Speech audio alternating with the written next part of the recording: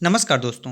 जब भी हम बीए में हों या फिर एमए में हों तो हमारे लिए सबसे बड़ा जो चैलेंज होता है वो होता है कि कॉपी को कैसे लिखें, यानी कि कॉपी में हम जो लिखते हैं उसके बेसिस पर ही हमें नंबर मिलता है। तो कैसे लिखें, कितना अट्रैक्टिव लिखें कि हमें ज़्यादा से ज़्यादा नंबर मिले, इवन 70 to 80% मार्क्स हमें मिल पाए। तो आज के इस वीडियो को लास्ट तक ज़रूर देखिएगा। कुछ इंपॉर्टेंट टिप्स मैं आपके साथ शेयर करूँगा जिससे आप काफ़ी अच्छा रैंक या फिर नंबर ला सकते हो। हे गाइस, मैं हूं अशोक सिंह और आप देख रहे हैं अलग क्लासेस। चलिए वीडियो को शुरू करते हैं। हमेशा अपडेट रहने के लिए सब्सक्राइब करें और फिर बेल आइकॉन पर क्लिक करें। जब भी आपको क्लास में पेपर मिलता है तो सबसे पहला काम आपको करना है उस पेपर को ध्यानपूर्वक पढ़ना है। पढ़ने में कुछ समय लग सकता है, 10 मिनट लग सकता है, 5 मिनट लग सकता है, या फिर आप 15 मिनट भी लगा के पढ़ सकते हैं। तो आप पेपर ज़रूर 15 मिनट लगा के ही पढ़िए, लेकिन पढ़िए, क्योंकि पेपर अगर आप एक बार अच्छे से पढ़ लिए तो आपको समझ आ जाएगा कि आपके पास किन किन क्वेश्चन का आंसर है। और जिन जिन क्वेश्चन का एकदम करेक्ट आंसर आपको पता है उन क्वेश्चन पे आप टिक कर लीजिए या फिर अपने दिमाग में रख लीजिए। अब आपको सबसे पहले पेपर में उन्हीं क्वेश्चन को सॉल्व करना है, यानी कि जो लिखना आंसर, उन्हीं क्वेश्चन का आंसर लिखना है। इससे क्या होगा कि जब आपको वो क्वेश्चन बिल्कुल तैयार हैं तो आप उन्हें काफ़ी अच्छा लिखने का प्रयास करेंगे। और इससे क्या होगा, अगले आदमी जो एग्ज़ामिनर है उस पर काफ़ी अच्छा प्रभाव पड़ेगा। उसे लगेगा कि लड़का काफ़ी सीरियस है और काफ़ी अच्छी खासी तैयारी इसकी है। तो वो आपको उसी हिसाब से आगे के क्वेश्चन में भी जज करेगा।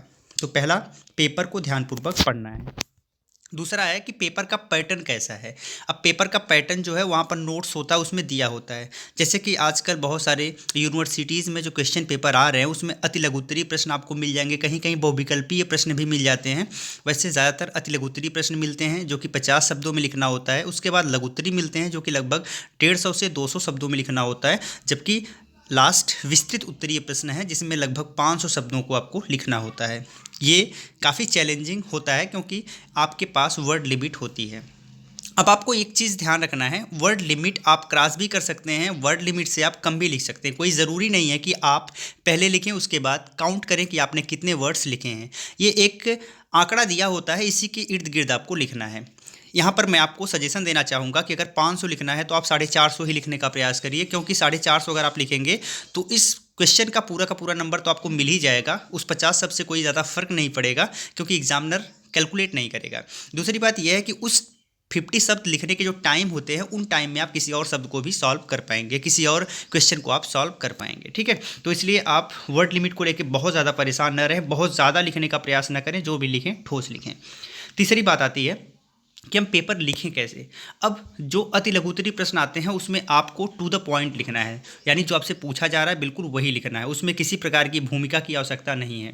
लेकिन इसके बाद जो लघुत्तरीय प्रश्न आते हैं उसमें आप थोड़ा सा भूमिका लिख सकते हैं। इसके बाद उसकी बॉडी, यानी कि जो आंसर है उसकी बॉडी, मेन पार्ट आपको लिखना है। उसके बाद आप चाहें तो निष्कर्ष भी डाल सकते हैं। लेकिन अगर विस्तृत उत्तरीय प्रश्न की बात करें तो वहाँ पर आप कि क्वेश्चन का अच्छा खासा भूमिका होना चाहिए।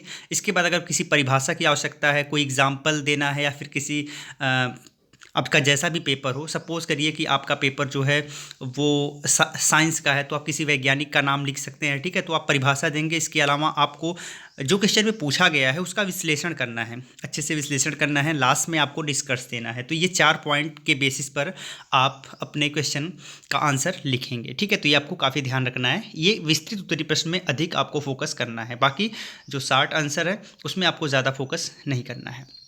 इसके बाद आता है कि हम बुलेट पॉइंट में लिखें या फिर पैराग्राफ में लिखें।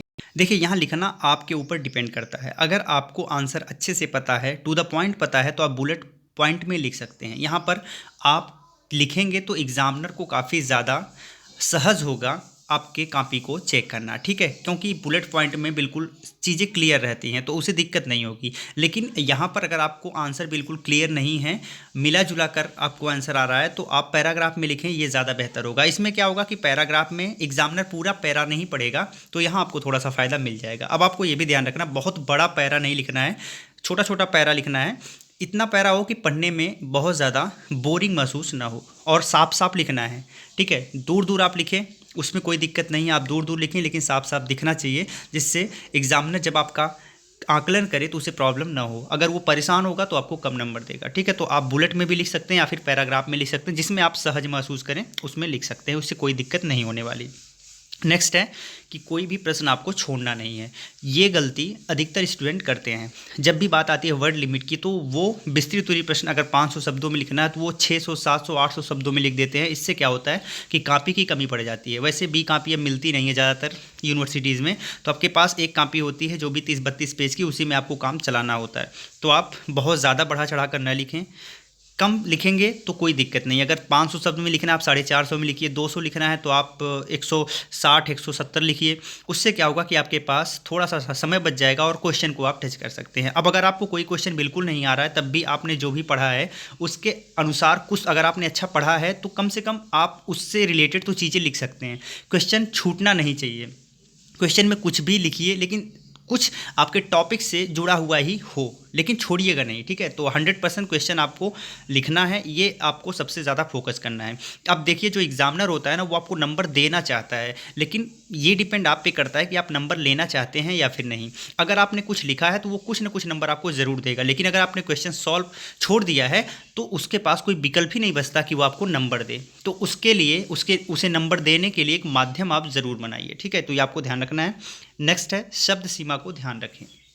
यहाँ पर मैंने पहले ही बता दिया है कि शब्द सीमा यानी वर्ड लिमिट, तो वर्ड लिमिट फिक्स रहती है, लेकिन ज़रूरी नहीं है कि आप उस वर्ड लिमिट को यानी लिखने के बाद काउंट करें। तो आप उसके इर्द गिर्द लिखें। अगर कुछ कम रहेगा तो उससे दिक्कत नहीं होगी, आपका नंबर नहीं कटेगा। हाँ, अगर ठोस आप लिखे हैं, कम शब्द में लिखे हैं तो उससे ज़्यादा दिक्कत नहीं होगी। हाँ, उसमें थोड़ा सा समय आपके पास बच जाएगा और क्वेश्चन को सॉल्व करने का। तो गाइस लगभग सारी चीज़ें हमने क्लियर कर ली हैं। इतनी चीज़ों को अगर आप फोकस करते हैं तो बीए में या फिर एमए में आपका 70-72-75% मार्क्स लाना कोई बड़ी बात नहीं है, ठीक है। तो आप बताइए आपको ये वीडियो कैसी लगी, कमेंट में लिखिए। अगर अच्छी लगी हो तो इसे एक लाइक और एक शेयर ज़रूर कर दीजिए। और हाँ, आप बीए एमए के साथ अगर गवर्नमेंट जॉब की प्रिपरेशन भी कर रहे हैं तो आप इसी वीडियो के फर्स्ट कमेंट में जाइएगा, वहाँ पर आपको एक एप्लीकेशन की लिंक मिलेगी, खबरी एप्लीकेशन है। वहाँ पर जाके उस एप्लीकेशन को आप इजीली इंस्टॉल कर लीजिएगा एंड वहाँ पर हमें यानी job update with Ashok Singh को फॉलो कर लीजिएगा। समय समय पर जितनी भी वैकेंसीज आएंगी उनसे संबंधित रणनीति, वैकेंसीज अपडेट, वो सारी चीज़ें, एडमिशन अपडेट, ये सारी चीज़ें आपको समय समय पर वहाँ पर मिलती रहेंगी। तो जल्दी से जल्दी जाएँ और खबरी से जुड़ें। तो गाइस बहुत बहुत धन्यवाद। जय हिंद।